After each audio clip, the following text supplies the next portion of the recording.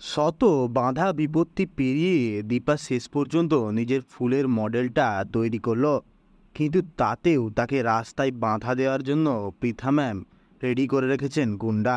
হ্যাঁ, পৃথা ম্যাডাম দীপাকে আটকিয়ে রাখার জন্য গুন্ডা রেডি করে রেখেছে।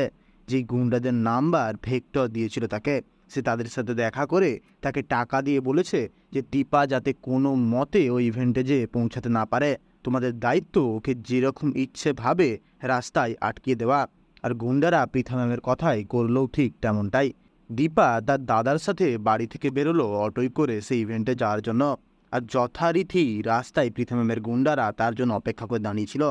তারা দীপাকে বন্দুক দেখিয়ে রাস্তায় আটকালো, আটকিয়ে দীপাকে অটো থেকে নামালো, নামিয়ে বলল, আপনি 2 ঘন্টা এখান থেকে কোথাও সরবেন না।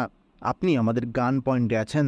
গান পয়েন্টের থেকে একটু নড়াচড়া করলে, কোনো রকমের কোনো চালাকি করার চেষ্টা করলে আপনাকে গুলি মারার আগে আমরা একবারও ভাববো না। হ্যাঁ বন্ধুরা, পৃথা ম্যামের পাঠানো গুন্ডারা বন্দুক নিয়ে এসেছে। সে বন্দুক নিয়ে এসে দীপার দিকে বন্দুক তুলে ধরে তাকে শাসাচ্ছে যাতে সে 1 ইঞ্চিও না নড়ে।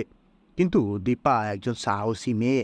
সে মুখের ওপর গুন্ডাটাকে জিজ্ঞেস করলো, তুমি আমাকে বন্দুকই দেখাও আর যাই দেখাও, আমি ভয় পাচ্ছি না। তোমাকে কে পাঠিয়েছে বলো, তোমার সঙ্গে আমার কিসের শত্রুতা? কে পাঠিয়েছে তোমাকে, মিসকা নাকি পৃথা ম্যাম? হ্যাঁ, দীপা ধরে ফেলেছে। আর পৃথার নামটা শুনেই গুন্ডাটা যেন একটু হকচকিয়ে গেল। সে বলল, পৃথা? পৃথাটা বা কে? মিসকাটা বা কে?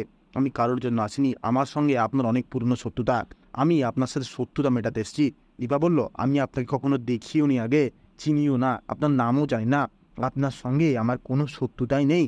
আমার কোনো শত্রুই আপনাকে টাকা দিয়ে এখানে পাঠিয়েছে সেটা বুঝতে আমার একটুও ভুল হচ্ছে না। কিন্তু সেটা কে সেটা তো আমি খুঁজে বার করবই। আর যে ইভেন্টের জন্য আমি বেরিয়েছি সেই ইভেন্টে আমি যেয়েই ছাড়ব। আমার এই ফুলের মডেলটা সেখানে আমি রেখেই আসব।